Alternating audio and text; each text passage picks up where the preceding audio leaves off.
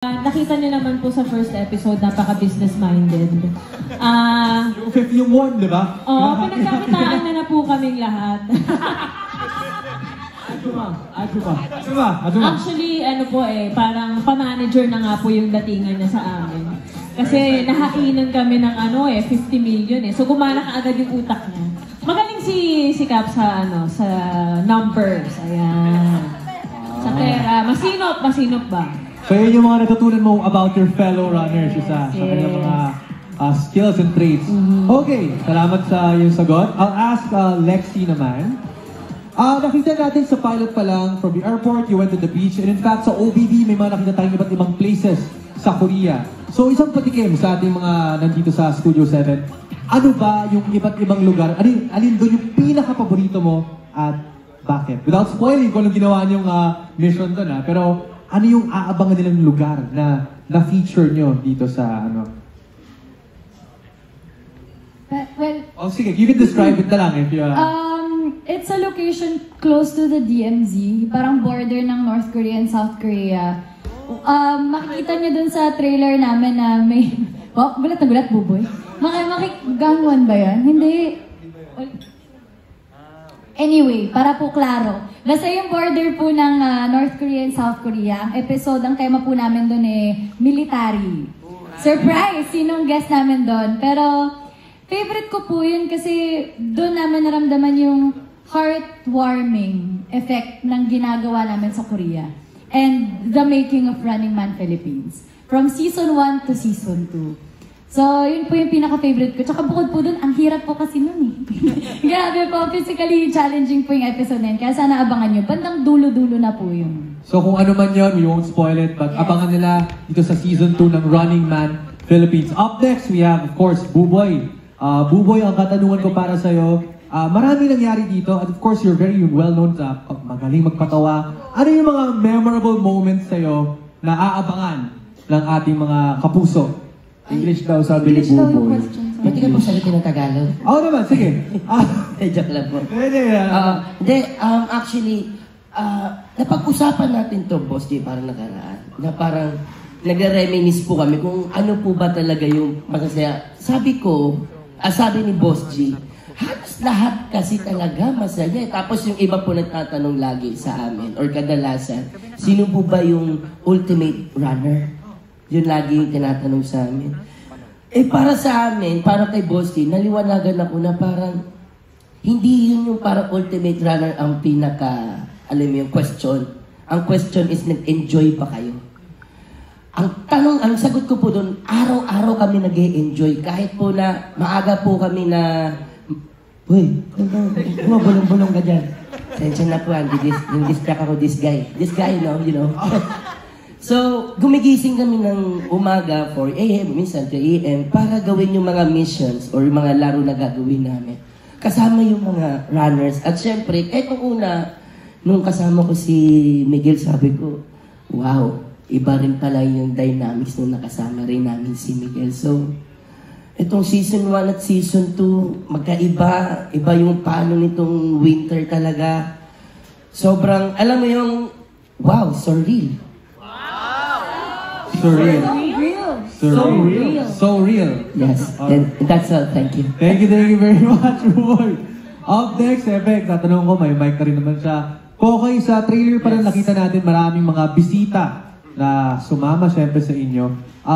Without again spoiling anything, sino ang pinaka-paborito mong naging guest o bisita ninyo dito sa season 2 ng Running Man? Ako naman, lagi ko sinasagot to, for sure, karamihan sa amin. Parang tayo rin naman ata lahat. Si Haha, syempre. Sa mga hindi nakakaalam kung sino si Haha ay OG runner lang naman from Running Man Korea. So yung na-meet namin siya, wag na, baka ma-spoil kayo. Pero, hindi ko mapigilan, wait lang. Sobrang surprise kami. As in, kami nun focus kami, biglang lumabas siya, tapos yun lang, makama-spoil na. Gandun lang. Okay, marami sila boss, mahirap na. So, mahirap. May mga executives tayo dito, no? Okay, up next we have Angel. Siyempre, ang katanungan ko naman sa'yo ay almost 2 months. 1 month, more than 1 month, almost 2 months kayo nag-shoot. Almost 2 months. Ano yung siguro yung naging, how do I put it? Paraan mo para pag-cope sa weather, yung bagong lifestyle? Kasi nasabi ni Buboy, gumigising kayo maaga pa lang, 3, 4. What was the lifestyle para lang maintindihan ng ating mga kapuso to be part of this show? Actually, ano to ba stick ko eh? Sorry. Buboy! Actually, hindi madali. Especially for me and for the others na first time maka-experience ng winter. Especially nung dinala kami dun sa place na negative 22, right? Yun ang pinakamalamig, negative 22? Yes. Wow. Alam mo, pag ganun, hindi mo na talaga alam paano magko-cope eh. As in, ilang layers na kami tumatagos pa rin talaga. Kahit anong pagpe-prepare ko bago kami umalis, hindi din talaga nag-work. So, gagawin mo na lang, enjoyin mo na lang. Diba? And since kami, nag-enjoy lang din naman kami with the missions, makakalimutan mo na rin yung lamig. Oo, kahit nandyan lang siya, ano mo, ramdam mo, pero at least nalilibang ka. Heat pack. Heat pack ang kasagutan. Yeah, heat pack. Hindi pa. Bubuhay kami sa heat pack. Sa heat pack. So, importante yan, lalo na sa ganyang kalamig na klima, heat pack, heat tech. Okay, and finally, of course, our newest runner, Miguel Tan Felix. How was it being part of the show? Siyempre, from season 1, di ba, bagong salpak ka. How was it coming in as a newcomer, as a new runner, joining this amazing group of people? Ano yung naging experience po with them? Hindi ko in-expect na magiging ganito kasi yung buong 43 days ko sa Korea. Nung una, iniisip ko, my God, 43 days? Kaya ko ba yun? Malulungkot ako. Ang dami kong mamimiss sa Pilipinas, yung pamilya ko, mga kaibigan ko. So parang sa akin, parang hindi po kayo sa loob kung pumunta ng 43 days. Parang masakit, mahirap umalis sa Pilipinas. Pero, nung nakapag-adjust ako, nung naging close kami lahat, doon na parang ayoko nang umuwi. Di naman sa ayoko nang umuwi, pero sobrang dali ng mga araw. Parang hindi siya 43 days. So, kasi time flies when you're having fun with this amazing sobra. Hindi mo na malayan. So, yung bago ako pumunta ng Korea, iniisip ko, trabaho yung pupuntahan ko. Pero hindi ko naramdaman na nagtrabaho ako during the 43 days. At yun naman talaga yung masarap na trabaho. Yung nag-enjoy ka lang, hindi mo mararamdaman yung stress and everything. True. Alright, thank you so much guys for answering those questions. Pero syempre marami pang mga gustong magtanong about this season. So now let's proceed to, of course, to the main event, our question and answer portion. Let's get to know more about the second season of Running Man Philippines.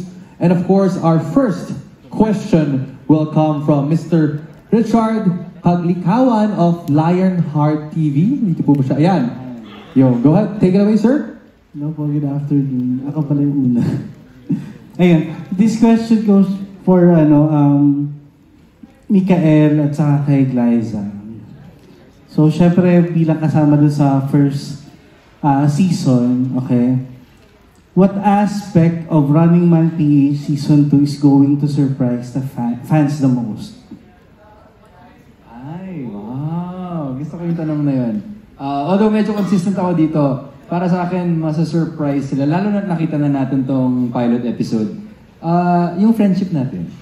Kasi dun pa lang sa scene sa bus, lumitaw na agad. So I'm very excited. Parang patikim pa lang yun. And I think malaking bagay yun dun sa pag-develop ng story and mission at yung pag-enjoy ng kapuso natin dun sa Running Man Philippines Season 2. Yun yung sa akin. Actually, bago mo palang tinanong tong question na to, iniisip ko na dahil sa Running Man, kasi masyado akong seryoso pagdating sa trabaho. Parang lagi, alam nila to, lagi ko tong sinasabi sa kanila, even nung season 1 pa, na nararatel ako kapag hindi ako prepared pag pupunta ako sa work. And dahil sa Running Man, binrake na yun. Yung thought ko na dapat go with the flow ka lang.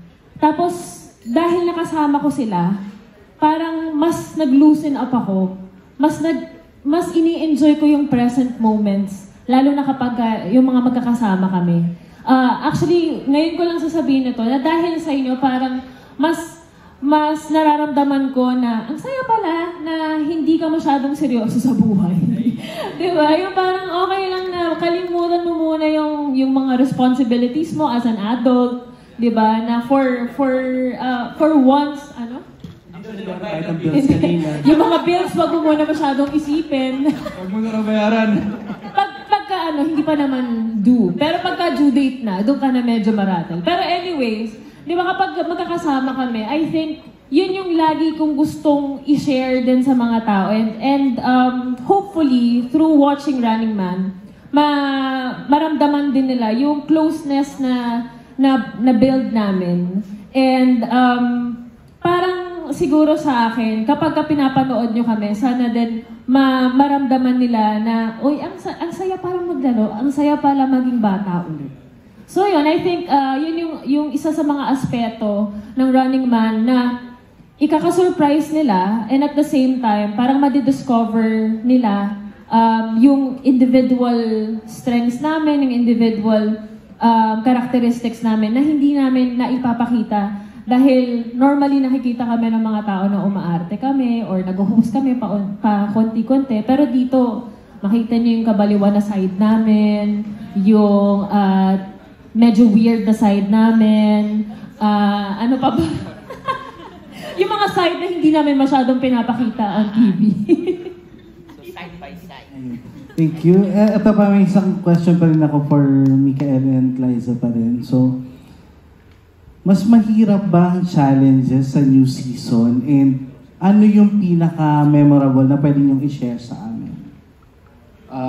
Mas creative yung challenges. Merong mas mahirap, pero I think yung tumatak sa akin, very creative yung paggawa nila ng challenge. Halo-halo talaga. So, there are physical challenge, mental challenges, emotional challenges. So, hanggang doon na lang before spoiling it.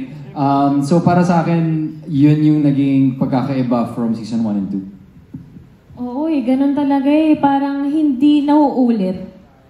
We were expecting na yung mga ibang missions ipaulit sa amin o ipagawa ulit sa amin, pero hindi eh. Tapos, nasanay tayo, especially yung mga fans ng Running Man, na every episode may name tag ripping. Dito sa season 2, ibang klaseng name tag ripping yung ginagawa. Yun nga eh, tama si Mikael na napaka-creative nung pagkakasulat or pagkakabuo nitong mga missions namin. Kasi talagang hindi kami prepared sa kahit na ano. Siguro yung pinakamalaking preparation lang namin is yung i-protect yung sarili namin na hindi kami magkasakit, yung sa lamig. Kasi yun talaga yung unay, bago kami lumipad, talagang yun yung iniisip namin paano natin poprotektahan yung sarili natin sa mga lamig. Especially kapag ka nag-name tag gripping or kapag ka gumagawa tayo ng mga missions. Pero this time, masasabi ko na napaka-diverse ng mga missions na ginawa.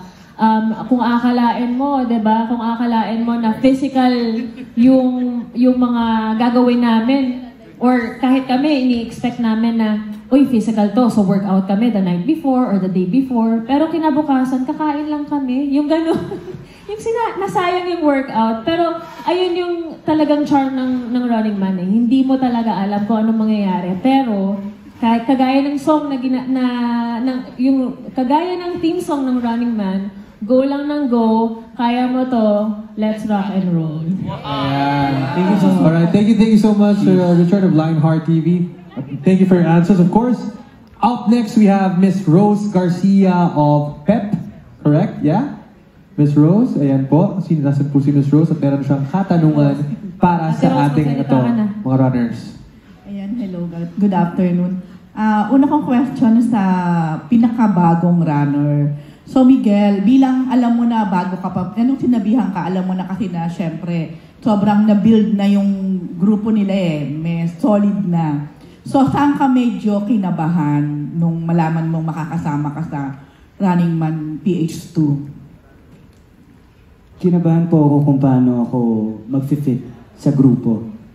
Kasi ako, may pagka-ano ako eh, introvert. Serious actor lang. May pagka-introvert ako eh. Parang minsan, naiiya ako kung kumausap ng mga tao. Naiiya ka pa sa ganyang lagay. So yun, pinanood ko yung buong season 1. Na-intimidate ako sa kanila kung gaano sila ka-close. Iniisip ko kung paano ako papasok sa grupo nila. Pero bago ako lumapag ng Korea, nasa aeroplano ata ako nun, sinabi ko sa sarili ko na bahala na lang. Bahala na, tapos tinrust ko na lang sila kung paano nila ako tatanggapin. No expectations. Na kumbaga, dapat ganito, dapat ganyan. Wala. Basta, kung anong mangyayari sa Korea, bahala na si Batman. Ganon. Pero, buti na lang po, dahil, buti na lang, naging very welcoming sila sa akin. Kaya, at least, naging masaya yung buong 43 days. Okay, so Miguel, ano naman na na-discover mo sa sarili mo dito sa pagiging runner? Masaya pala maging masaya. Kasi, ito yung sinabi natin Glyza kanina. Hindi. We're here for you, bro. Wait lang. Rephrase. Masaya pa. Natutunan. Kape tayo after. Huwag ka mag-alala. Libre ko na. Wait lang. Mali. Gusto ko pa mag-backstage muna tayo, pag-usapan mo na natin. Tapos mo muna yan. Hindi. Natutunan kong mas tumawa sa buhay. Yun. Totoo yung sinabi ni Boss G na minsan natatakot tayo sa uncertainties. Pero minsan yun yung nagpapa-excite sa buhay natin. Diba? Parang excited ka kung anong araw mo kinabukasan. So, doon ako na-excite. Yun yung tinuro sa akin ng Running Man and co-runners. Okay. Last na to, bonus question na. Alam kong hindi pa pwedeng sabihin kung sino yung ultimate runner ngayong Running Man PH2. Pero kung kayo, ay hindi naman wala naman itong bearing if ever sa sino man yung mananalo. Pero kung kayo ang may choice, personally, sino para sa inyo dito sa season 2 ang dapat maging ultimate runner? Siyempre ako. Siyempre ako. Nauna ako sumagot. Diba? Ako talaga. Si Angel naranasan niya na eh. Ako si Angel na lang. Tanggalin na natin si Angel. Nanalo na yan na season 1. Hindi, nanalo ka na eh. Ako po talaga. Chance naman. Huwag ka na. Hindi, lahat kami gusto, syempre. Parang, ang sarap din kasi matawag na ultimate runner, diba? Diba, may karga eh. Pero kahit na wala naman talagang ultimate prize. Bragging rights lang. Pero, sa totoo lang po, lahat kami panalo dito talaga. Lahat ng episodes may panalo, may grupo man o individual, may talo. Pero yung ultimate runner, ang masasabi ko talaga sa kanya, deserve niya. Deserve. Thank you, boss. So kung sino man yun, abangan na Deserve natin. ko. Hindi, tsaka alam ko, talagang excited po talaga kayo malaman sino yung nanalo. Pero ang totoo po niyan, kayo po talaga yung panalo. Kasi na-enjoy ko ito. Mula episode 1 hanggang 2. So nasagot po yung inyong katanungan. Di masyado. Pero thank you so much for those questions. Up next, we have